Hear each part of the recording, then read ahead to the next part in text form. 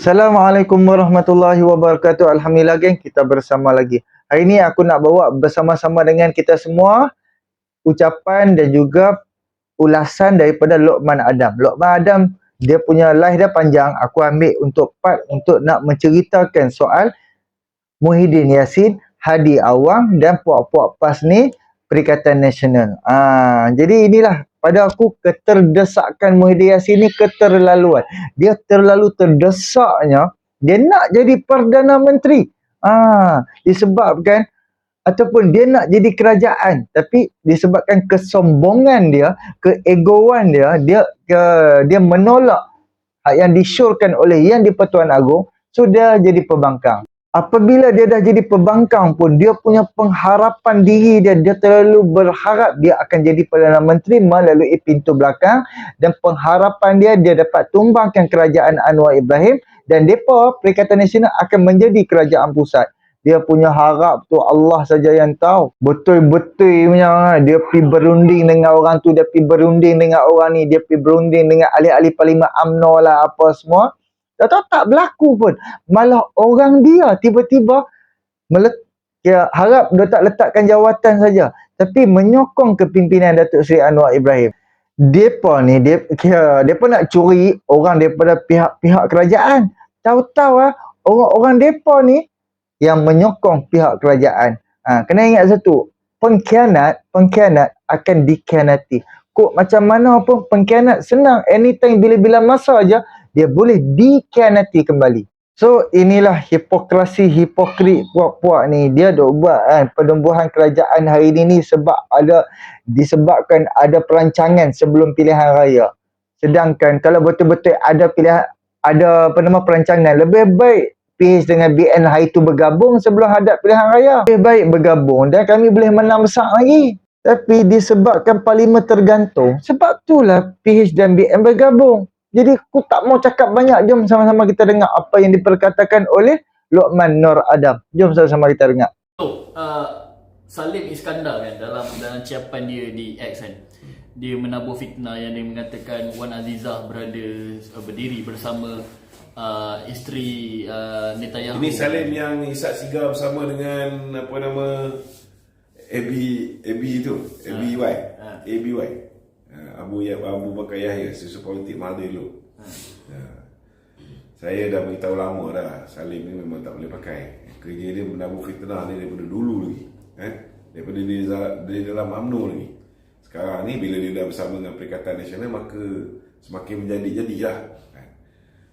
Nasihat saya pada kawan-kawan kita senang saja. Orang macam Salim Iskandar, Papa Gomo, Cikgu Ban, ini Ratu Naga, Ratu Badak, tak kira lah apa ini, Raja Petra, ini semua dah dikira sebagai hantu-hantu raya. Yang kerja diorang ni dibayar untuk menabur fitnah. So jangan kita bazirkan masa kita untuk memikirkan apa yang orang cakap. The best way is to avoid from listening to them. Sebabnya bila time kita buat penjelasan, kadang-kadang orang tak dengar. Tapi diorang ni curious nak dengar apa yang diperkatakan oleh manusia-manusia ni. Kemudian dia tanya kita balik, betul ke apa dia cakap? Sebenarnya apa yang berlaku ialah isteri kepada Netanyahu menghadiri perjumpaan isteri-isteri ketua negara ketika unggah baru-baru ni, Perhimpunan Agung Bangsa-Bahasa Bersatu, diunggah. Isteri-isteri ni pun ada majlis perjumpaan dan kemudian mereka ambil gambar sama-sama.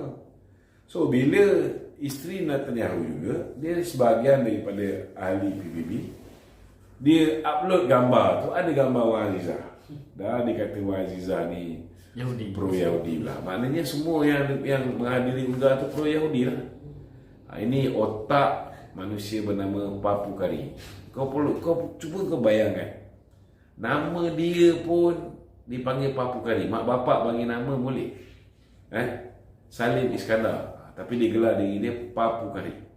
Kerja dia merapu je. Merapu dan sembang kari. So tak payah bazir masa orang macam ni. Kalau dia cakap ada substance, ada fakta, then you can listen to him. Okay? Okey tu, ada netizen lah dia mengatakan yang perhimpunan esok ni untuk tutup damage perhimpunan sebelum ni tu.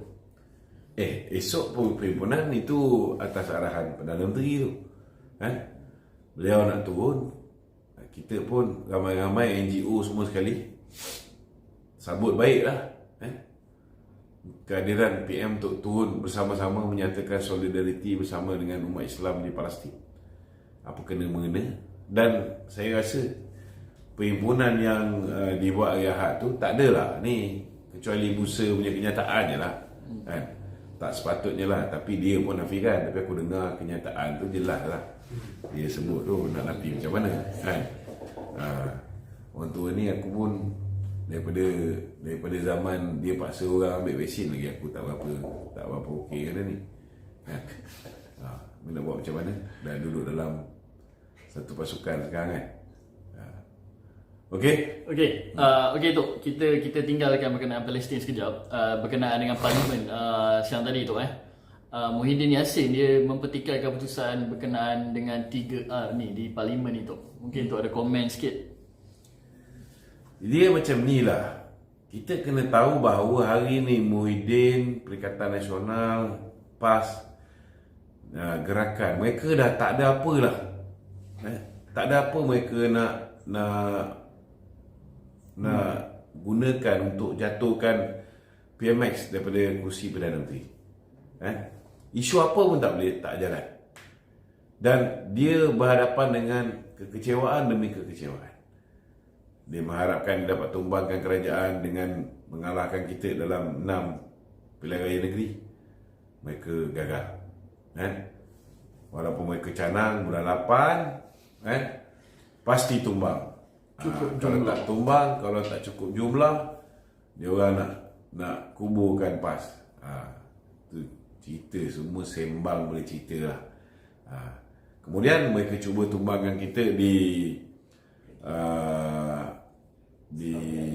Simpan Jeram dan juga di Pulai, gagal. Mereka cuba tumbangkan kita di Pelangai, pun gagal, walaupun situ Melayu ramai. Jadi sebenarnya inilah ayat-ayat orang yang kecewa. Dia boleh guna isu 3R. Tapi bagi saya pada rakyat Malaysia, pakai otak. Saya sekarang ni minta maaf cakap lah, saya frust kerana ada ramai di antara kita tak guna akal. Akal ni Allah Ta'ala kurniakan. Kalaulah dia ni dia main isu 3R, jawapan kita mudah saja. Kalau Muhyiddin Haji Adi begitu concern tentang Islam, dia ada peluang untuk menjadikan Islam Melayu paling kuat dalam kerajaan. Bila? November 2022, baru je. Belum lagi setahun. Bila mana Kebawah Duli Tuanku menitahkan supaya Perikatan Nasional bekerjasama dengan Pakatan Harapan.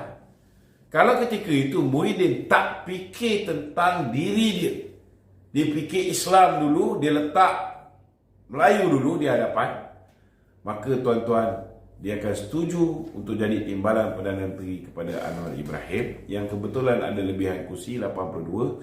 Dia ketika itu baru 73. Kemudian dapat satu lagi di Padang Serai, jadi 74. Maka ahli parlimen PN 74 orang campur dengan ahli parlimen daripada 82 orang ni, tuan-tuan, 29 Melayu Islam. Maka kerajaan kita yang akan dibentuk ada 156 orang. 156 orang. 156 orang ini, tuan-tuan, sesaudara, 103 merupakan orang Islam Melayu dan hanya 53 orang 53 orang ialah bukan Islam. Tapi dia fikir nak jadi Perdana Menteri, walaupun parti dia hanya dapat 73 kursi ketika itu, dia nak juga jadi Perdana Menteri. Macam mana benda tu nak menjadi realiti? Dan dia tolak mentah-mentah saranan Kebawah Duli Tuanku untuk membentuk kerajaan perpaduan. Jadi tak payahlah duk sembang nak buat untuk orang Melayu, nak buat untuk Islam. Tuan-tuan, dia ada peluang untuk kukuhkan kedudukan. Hari ini disebabkan dia tolak untuk bentuk kerajaan yang 103 Islam, 53 bukan Islam. Hari ini kerajaan ada 76 Islam, 72 bukan Islam. Hanya separuh ya, tuan-tuan. Lebih sikit daripada separuh. Siapa punya salah? Siapa punya salah? Muhyiddin, tuan-tuan. Jadi tak payahlah duk sembang. Berhentilah daripada cerita tentang dia nak memikirkan tentang umat Islam, dia memikir pasal Melayu. Tidak ada jiwa Melayu, jiwa Islam dalam jiwa dia, tuan-tuan. Tak ada. Tak payah duk sembang. Okey? Okey Dok, saya tertarik sikit dengan satu kenyataan daripada Presiden UMNO iaitu Datuk Seri Ahmad Zahid Hamidi kan, berkenaan dengan dia cakap macam ni. BN selesa bersama di dalam kerajaan perpaduan. Adakah ini petunjuk di mana PRU16 nanti bakal ada gabungan ataupun macam kita ialah memanglah kita selesa berada di dalam kerajaan perpaduan. Kerana alhamdulillah semenjak kita membentuk kerajaan ini dan dekat setahun ni 22 November ni genap setahun. Alhamdulillah kita ada satu pasukan yang menghormati satu sama lain. Kita pernah bersama dengan Perikatan Nasional. Apa jadi kita bersama dengan Perikatan Nasional? Dahlah kita ampunkan Muhyiddin. Dia ada 32 kursi. Daripada 32 kursi itu yang dia menang betul-betul 5 orang je. Yang 16 orang dia curi daripada orang kita. 9 orang dia curi daripada PKR. Kita bagi dia jadi Perdana Menteri, timbalan pun dia tak bagi kita. Menteri Kanan pun dia ambil sekali 2. Menteri cabut-cabut dia bagi kita. Menteri bagus-bagus semua dia ambil. Orang yang kita suruh lantik menteri, dia tak lantik. Orang yang tak ada kena-mengena, tak ada dalam hierarki kepimpinan UMNO, yang itu dia lantik jadi menteri. Suka hati bapak dia je. Kemudian sepanjang tempoh dia bersama dengan kita, dia nak penjarakan presiden dan bekas presiden kita. Seorang pun dah masuk penjara. Lepas tu kita bersama dengan dia di pilihan raya di Sabah, dia tikam kita. Dia letak orang lawan dengan calon kita, padahal lagi kursi sama. Sekerat jalan, dia bawa orang yang dulu bersama dengan parti kita, tarik masuk parti dia. Dah dia bertanding lebih daripada kita. Terlalu banyak pengkhianatan dan tikam belakang. Terlalu banyak pengkhianatan dan tikam belakang. Kita pun dulu takut dengan DAP. Tetapi rupa-rupanya bila DAP ni, yalah betul lah DAP dah melalui proses rejuvenasi. Dia dah melalui proses peremajaan semula di bawah pimpinan yang baru. Satu kelebihan dia, kita tengok apa yang berlaku zaman PAS dengan DAP dengan zaman PAS dengan bersatu dengan DAP tak berlaku. Ada kita dengar perkara-perkara yang menyakitkan hati orang Melayu dilontarkan oleh DAP sepanjang tempoh dekat hampir 11 bulan ni. Tak ada. Mungkinlah kenyataan yang dikeluarkan oleh Rahmat Sami pribadi. Ini kenyataan peribadi, bukan kenyataan rasmi parti. Apa jadi pada Rahmat Sami? Terus digugurkan daripada jadi calon pilihan raya. Tak dapat jadi timbalan Ketua Menteri Pulau Pinang balik. Bila Tony Puah mengeluarkan kenyataan mengherdik, menghina pemimpin kita, BN, dia pun tak dicalonkan jadi calon pilihan raya. Ada pemuda DAP mengeluarkan kenyataan di Balakong, terus digantung. Nampaklah? Itu sebabnya Datuk Zahid kata kita selesa. Pertamanya, jaminan yang diberikan oleh DAP, mereka akur menghormati apa yang termaktub di dalam Perlembagaan Persekutuan, berhubung dengan hak istimewa orang Melayu, berhubung dengan kedudukan Islam Agama Persekutuan, berhubung dengan kedudukan bahasa Melayu, bahasa kebangsaan, dan berhubung dengan kedudukan Raja-Raja Melayu. Kita minta dia jaga ini je. Dan alhamdulillah sehingga hari ini mereka jaga. Dan nasib kita kebetulan baik, kerana mereka berpeluang untuk berkuasa selama 22 bulan. Akibat daripada setengah-setengah pihak terlanjur kata, terlanjur perbuatan. Orang jadi takut Dan akhirnya sekutu mereka bersatu sendiri meninggalkan kerajaan tersebut dan membuat kerajaan dengan musuh-musuh politik dia. Last sekali, baik-baik daripada jadi kerajaan, ada di antara mereka menjadi kluster mahkamah. So pengalaman pahit ini menyebabkan mereka juga belajar melalui kesilapan. Bukan hanya BN saja belajar melalui kesilapan. Mereka juga sedar bahawa mereka juga ada silap. Dan ini memudahkan kerjasama antara UMNO dengan DAP. UMNO dengan Pakatan Harapan. Kita kena terima hakikat bahawa memang UMNO hari ini bekerjasama bukan hanya dengan kerajaan Pakatan Harapan, tetapi secara tak langsung kita bekerjasama dengan DAP juga. Sebab DAP sebahagian daripada Pakatan Harapan. Kita tak boleh tipu rakyat Malaysia ni. Dia orang pun boleh fikir. Memang. Dan bagi kita, sebagai orang yang berpengalaman, kita pernah bersama dengan gerakan yang lebih chauvinis, lebih ekstrim daripada DAP. Orang yang menggerakkan perarakan di Pulau Pinang sehingga berlakunya peristiwa 13 Mei. Orang macam ni pun bila bersama dengan BN, mereka boleh berubah menjadi rasional. Kita yakin bahawa DAP hari ini kita tak payah ubah pun. Mereka pun tahu menyesuaikan diri dengan keadaan. They are mature. So, bagi saya way forward, suka tak suka kita kena terima hakikat. Parti politik Melayu saja tanpa sokongan bukan Melayu tak boleh perintah Malaysia dengan stabil. Bukti dia jelas. Bukti dia, kalau itu hari tidak ada akta lompat parti, Muhyiddin sudah jadi Perdana Menteri dengan hanya 115 kursi, dengan mencuri 10 orang daripada UMNO dan menipu kawan-kawan GPS. Adakah 115 kursi kalau berjaya lah itu hari adalah satu kerajaan yang stabil? Tak stabil.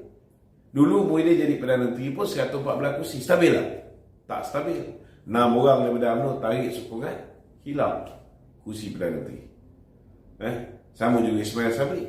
Bila dia ambil alih pun, dia pun ada 114 kursi. Dia pun terpaksa ikut kehendak kita. Tak stabil. Jadi suka tak suka, kita kena terima hakikat. Rakyat Malaysia hari ini bukan Melayu, khususnya orang Cina, 97% bersama dengan DAP. Jadi kita hari ini bersama dengan DAP dan Pakatan Harapan. Pakatan Harapan hari ini berjaya garner the support of non-Malays. 97% of non-Malays. Jadi bila kita mendapat sokongan 97% bukan Melayu, kalau tengok diukur di Pelangai, kita ada lebih kurang 52%.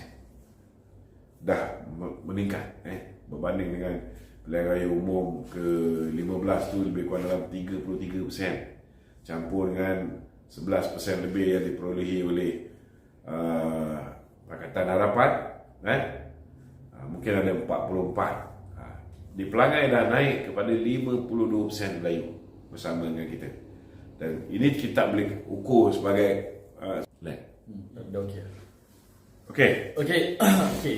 Saya tertarik bila Presiden cakap macam ni. Tapi bila mana nanti UMNO akan ada pemilihan parti dan sebagainya kan? Ya. Dan jawatan Presiden ni ditukar kepada orang lain. Ya. Adakah perjalanan kerajaan perpaduan tu seiring dengan Kita tak payah bazir masa untuk fikir benda ni. Sebab tidak ada pemilihan presiden sampai selesai pilihan raya. selesai PRU 16? Tak ada. Okey. Itu sudah termaktub dalam perlembagaan. Perlembagaan UMNO sudah dipinda. Okey. Tidak ada pemilihan sehingga 6 bulan. Dalam tempoh 6 bulan selepas pilihan raya umum ke-16. Tak ada pilihan raya, pemilihan UMNO. So apa kita nak pening kepala? Jadi bermakna Datuk Seri Zahid akan jadi Presiden UMNO ketika kita berhadapan dengan pemilihan pilihan raya UMNO yang pilihan raya umum yang ke-16. Kecuali kalau Datuk Zahid letak jawatan, mungkin timbalan ambil alih ke, Okey? Okey, Tok. Lagi satu Tok. Ini berkenaan dengan hadiah wang. Okey, ada kenyataan hadiah wang kan. Dia cakap PAS tidak akan sertai kerajaan perpaduan kerana sudah tidak boleh disucikan lagi. Ini berkenaan dengan Perdana Menteri kita mempelawa PAS duduk bersama kerajaan perpaduan. Saya nak beritahu sebenarnya yang perlu disucikan tu ialah PAS. Sebab hari ini mahkamah sudah mengesahkan PAS ialah parti rasuah. PAS parti rasuah. PAS parti rasuah. PAS bukan setakat makan rasuah, bukan setakat makan duit haram, tapi dia merasuah pengundi skala besar. Dan Haji Hadi sendiri pun selamat kerana orang tua tu yang wallahi saya undi PAS melarikan diri daripada menjadi saksi. Dia hilang. Kalau dia ada, dengan Haji Hadi sekali pun akan diisytiharkan oleh mahkamah sebagai perasuah. Hari ini Kuala Terengganu dan Kemaman terpaksa buat pilihan raya semula. Walaupun potensi untuk PAS menang balik itu tinggi, sebab sistem undang-undang kita ni pun kadang-kadang ialah undang-undang manusia perlu dibetulkan. Sepatutnya parti yang dah terang-terang dia dapati bersalah merasuah pengundi tak boleh bertanding kurang-kurang pun untuk satu penggal. Sama juga dengan orang yang bagi rasuah tu. Calon tu tak boleh bertanding balik. Tapi Kuala Terengganu kita tengok, dia boleh bertanding balik. Lebih baik tak payah bawa benda ni ke mahkamah, membazir masa. Benda ni, sistem kita ni kena dibetulkan. Mungkin boleh diusulkan selepas ini.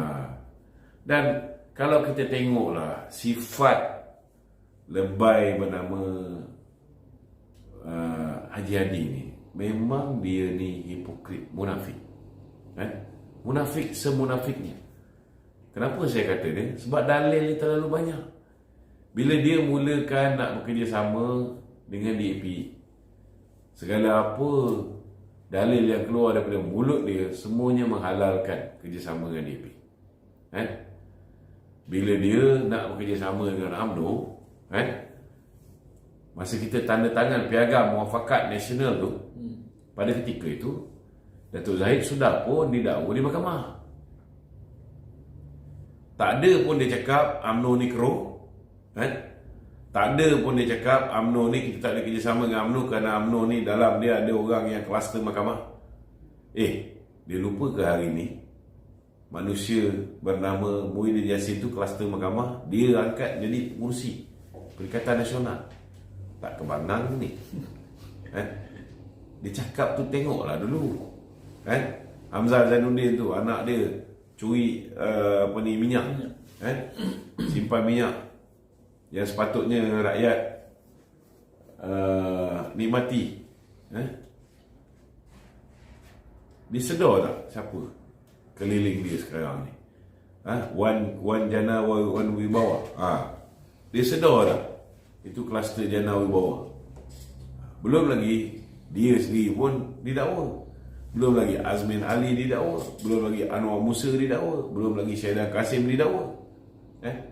Ini semua kluster mahkamah.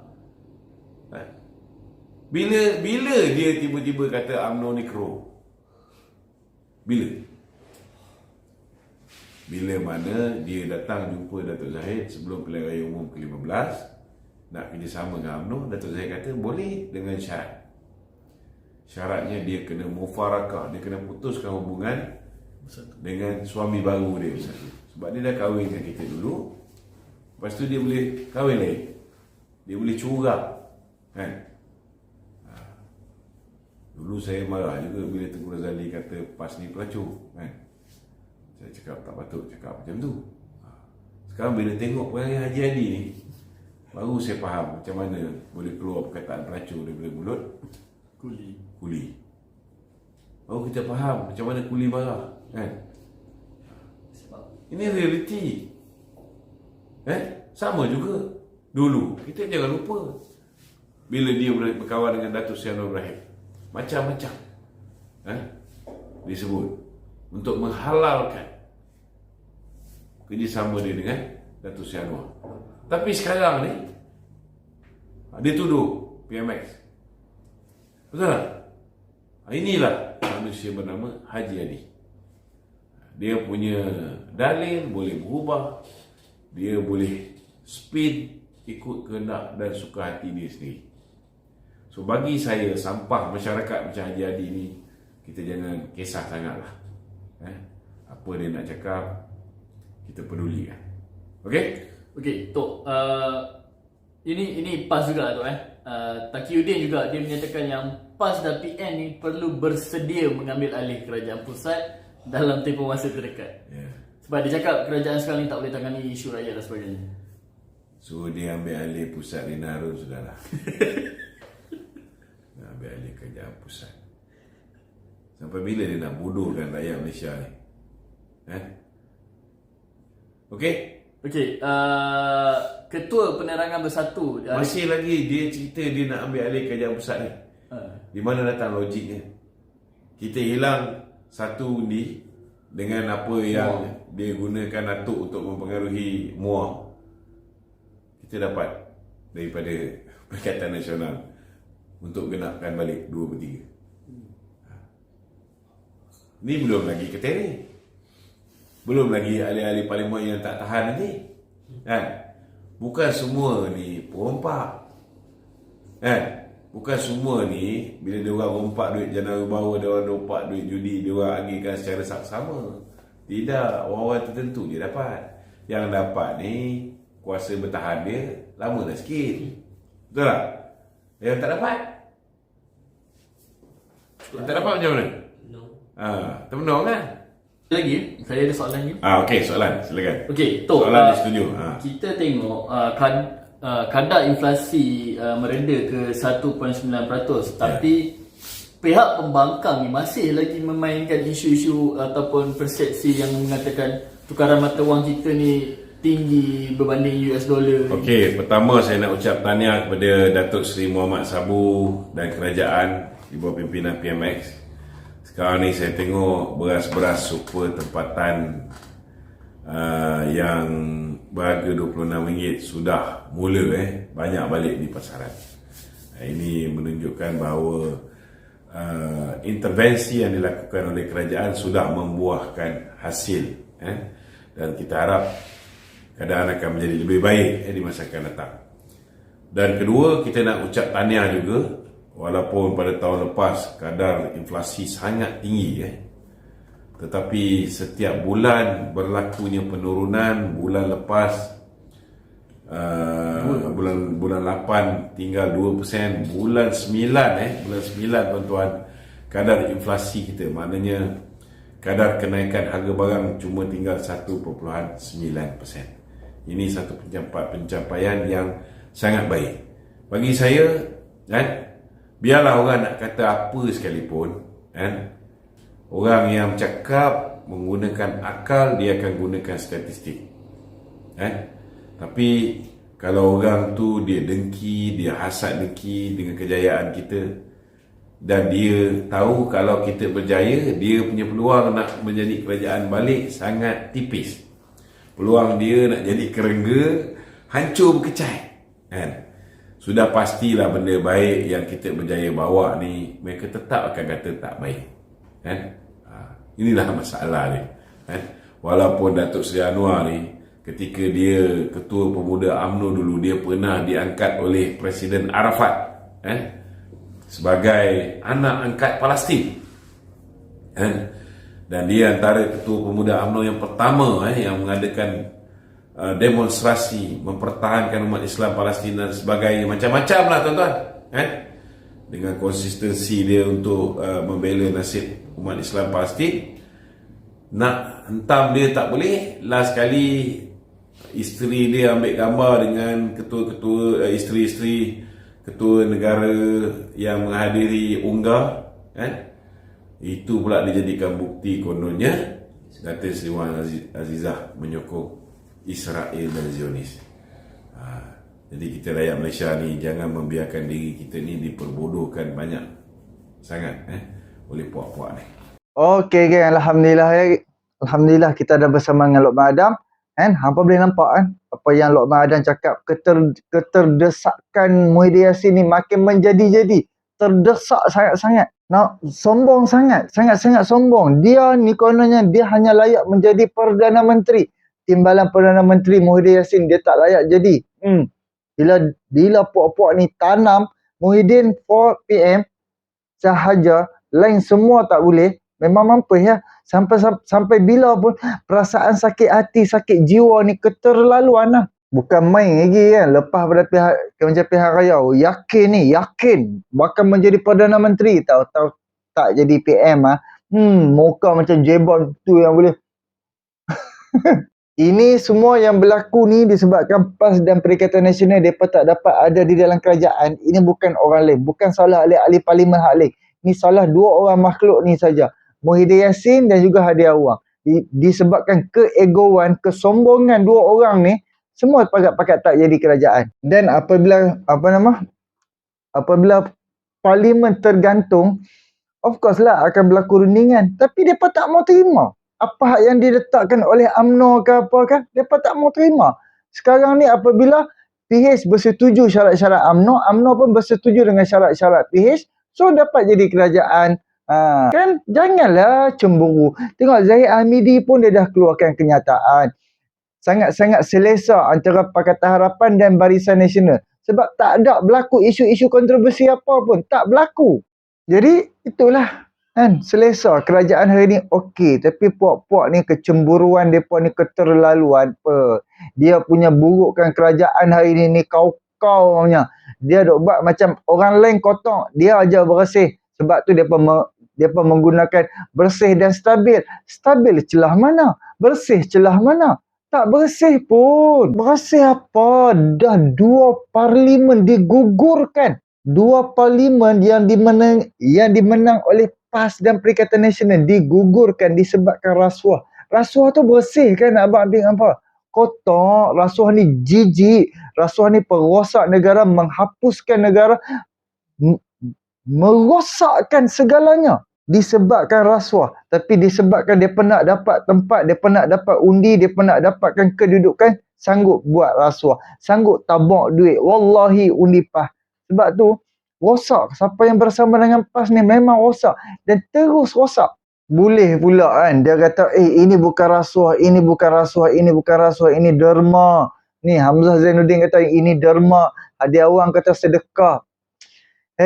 Yang berlaku tu tempoh pilihan raya. Tempoh berkempen. Jadi apa-apa yang berlaku pemberian ataupun sagu hati, itu adalah rasuah. Kena ingat tu. Sebab sebelum kita dicalonkan sebagai calon pilihan raya, kita dah tahu dah dan kita akan diceritakan apa yang boleh buat dan apa yang tak boleh buat. Tapi itulah, bila hati kotor, bila kumpulan parti politik tu kotor, ketua dia kotor, semua kotor habis. Bukan setakat kotor, dia keruh. Dan hari ni, katanya Parti Islam se-Malaysia, Perikatan Nasional, Parti Bersatu yang duk kata bersih, no. Yang duk, bukan, yang duk kata bersihlah sangat, mereka semua kotor dan keruh. Tapi sekarang ni siapa yang bersih? Siapa yang stabil? Pakatan Harapan dan Barisan Nasional. Kami yang bersih dan kami yang stabil. Kami tak berlaku pun di antara pimpinan-pimpinan di atas. Duduk bergaduh. Anwar PM lah, Zahid TPM lah, ini jadi menteri, itu jadi menteri. Tak berlaku pun. Malah bersih dan stabil tu dah ada dekat Pakatan Harapan dan Barisan Nasional. Dan kena ingat untuk masa-masa yang akan datang, aku nak abang fikir hampa, PAS takkan menang. Dan PAS tak pernah menang pun pilihan raya. Dan PAS takkan menang. Tidak akan menang. Parti Islam se-Malaysia dan Perikatan Nasional tidak akan menang sepanjang karier politik.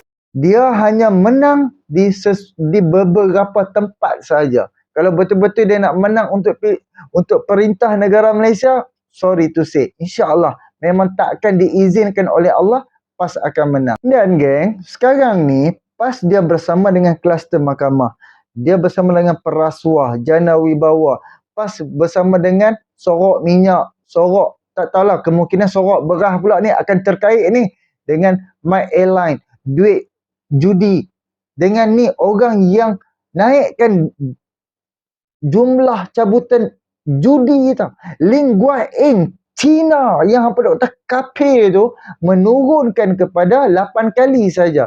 Dan Puak PAS ni, PAS ada di dalam kerajaan bersetuju untuk menaikkan judi kepada 22 kali. Kalau betul-betul PAS dia menentang judi, sewaktu meluluskan belanjawan 2021 dan 2022, PAS boleh ugut kerajaan, boleh tarik sokongan ataupun tidak memberi undi kepada belanjawan, ataupun tidak bersetuju ataupun tidak menyokong untuk meluluskan belanjawan 2021 dan 2022 disebabkan judi kekal naik. Tahun 2021 22 kali, 2022 pun 22 kali. Sedangkan waktu 2018, 2019 dan belanjawan untuk 2020, judi diturunkan kepada 8 kali je setahun. PAS ada di dalam kerajaan naik 22 kali.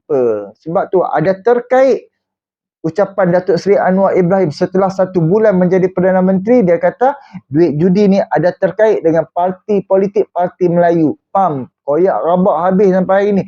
Dan kalau betul-betul macam Muhyiddin Yassin tidak terima duit tu, bolehlah pergi buat laporan polis, boleh saman Datuk Seri Anwar Ibrahim. Dan Anwar Ibrahim pun dah cabang, sila saman saya. Kalau benda ni tak berlaku, ini adalah fitnah, sila saman. Sampai law ni Hadi Awang dok tak saman, Muhyiddin Yassin pun dok tak saman. Ada udang di sebalik batu sebab takut. Sebab di dalam negara kita ni berkaitan duit ringgit, duit ni dia diuruskan oleh Kementerian Kewangan. Dan Menteri Kewangan dia akan tahu sumber 1 sen duit masuk ke dalam kantung kerajaan dan sumber duit keluar daripada kantung kerajaan. Menteri Kewangan dia akan tahu dan dia yang akan luluskan. Jadi sebab tu dia tak berani sebab Anwar Ibrahim jadi Menteri Kewangan. Dan hampa boleh tengok pula satu lagi, PAS pula baru-baru ni di dalam muktamar PAS berangan. Taqiyuddin ke siapa berangan nak ambil alih kerajaan. Kerajaan rakyat sedang marah.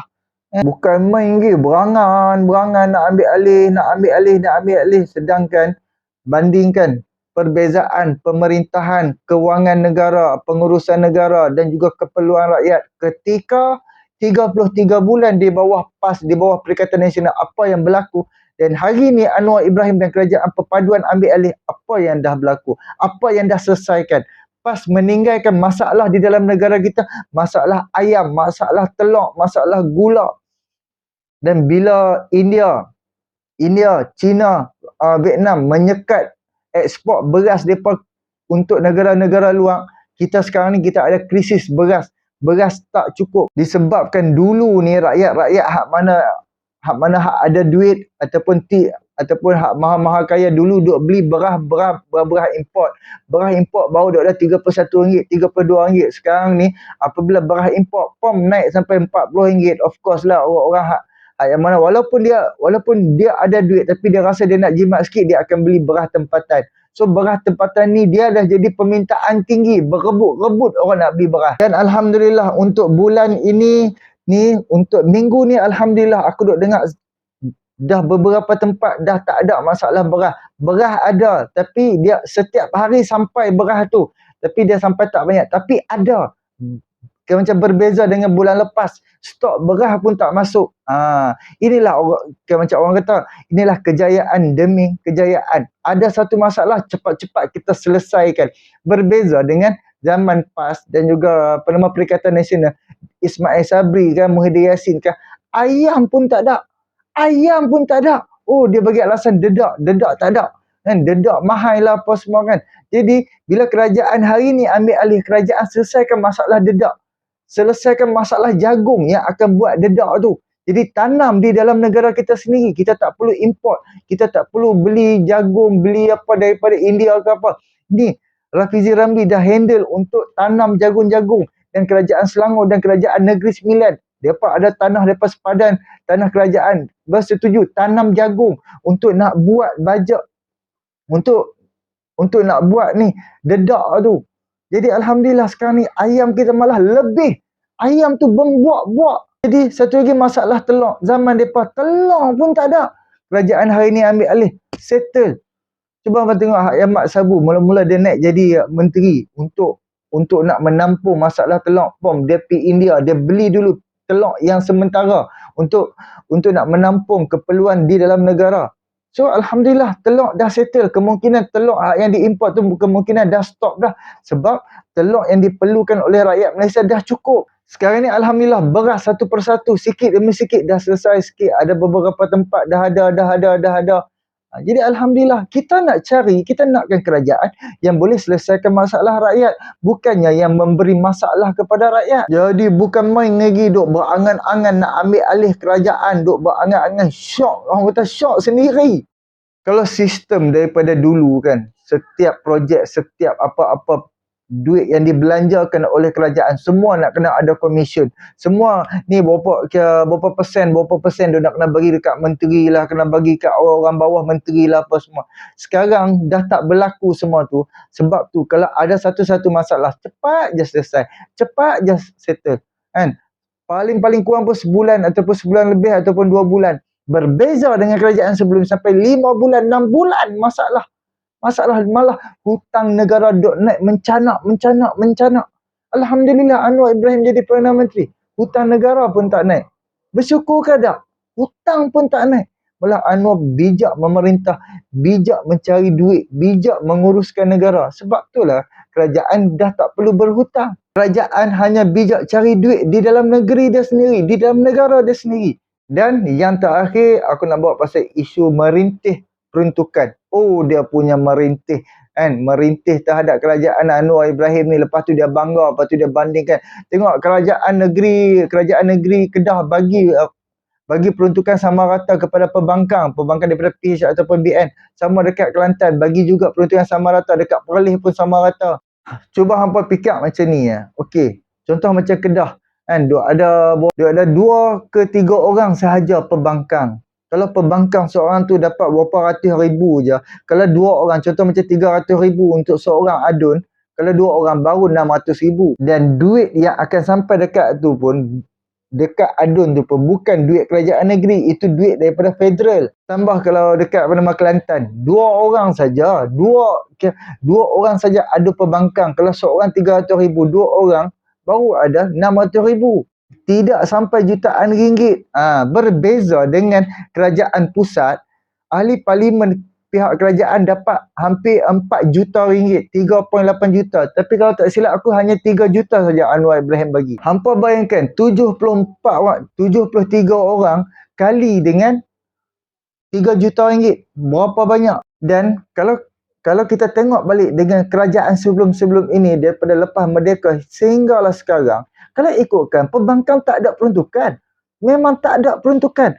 Atas ehsan Perdana Menteri saja. Kalau nak mai berunding, seperti mana yang dibuat oleh Ismail Sabri, disebabkan Ismail Sabri pun dia dah tak mau kerajaan dia tu tumbang, dia sebagai Perdana Menteri dia ni tumbang. Jadi dia buat rundingan dengan pembangkang dan pembangkang bersetuju tidak menumbangkan kerajaan. So alhamdulillah dapat peruntukan sama rata. Itu yang Anwar Ibrahim ajak pembangkang hari ini, ajak Perikatan Nasional, ajak Muhyiddin Yassin, Hamzah mai berunding. Kalau hampa nak duit sama rata, hampa nak, mai kita berunding, kita buat perjanjian. Sebab yang lecehnya nanti, duit yang dibagi oleh kerajaan pusat, hampa boleh kata itu duit hampa, itu duit parti hampa. Sedangkan duit itu adalah daripada kerajaan pusat. Jadi pembohongan, spin-spin yang akan dibuat oleh puak-puak ni. Sebab itulah Anwar Ibrahim letak bagi syarat, mai kita berunding. Jadi tolong bagi tahu dekat Hamzah Zainuddin, dekat Muhyiddin Yassin, jangan seksa ahli-ahli parlimen pembangkang hari ni. Jangan seksa ni ahli-ahli parlimen. Hak yang mana hak yang pertama kali. Hampa tak apalah Muhyiddin, Hamzah dengan ni Hadi, hampa dah jadi ahli parlimen dah lama. Hampa ada duit simpanan. Gaji hampa dah puluhan ribu, dah puluhan tahun. Tambah hari tu, hampa jadi menteri. Puluhan ribu saja gaji daripada menteri ni. Daripada menjadi seorang menteri. Hampa tak apalah, hampa ada duit yang sangat-sangat banyak. Ni ahli-ahli parlimen baru ni, kesianlah kepada mereka. So ketua pembangkang Hadi Awang dan juga Muhyiddin Yassin, mailah berunding dengan, bukan dengan Anwar Ibrahim, bukan dengan Zahid Hamidi, mailah berunding dengan Datuk Seri Fazilah. Mai berunding. Okey, bila dah okey, dah confirm, okey, nah ambil duit. Settle je lah. Jadi kesian kepada hak yang merintih minta duit ni. Jadi itulah sedikit perkongsian daripada aku. Boleh tolong subscribe, like, komen dan share. Takkan manfaat untuk hang. Tolong bagi tahu dekat Hamzah Zainuddin dan hadiah wang. Jangan seksa ahli-ahli parlimen yang mana hak baru jadi ahli parlimen. Terima kasih banyak. Assalamualaikum.